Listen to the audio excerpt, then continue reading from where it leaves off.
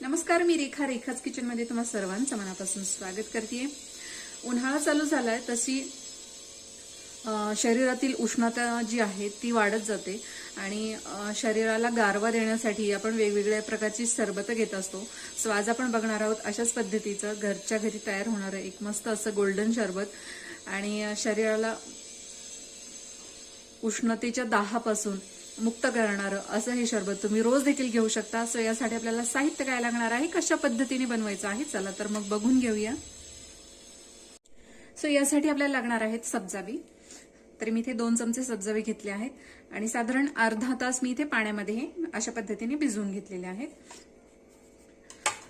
त्याचप्रमाणे अर्धी वाटी गूळ बारीक चिरून घेतलेला आहे, 1 इंच आल्याचा तुकडा, चिमूटभर मीठ, हे साधं मीठ आहे, आणि चिमूटभर काळं मीठ। सो तुम्हाला काळं मीठ वापरायचं नसेल तर साधंच मीठ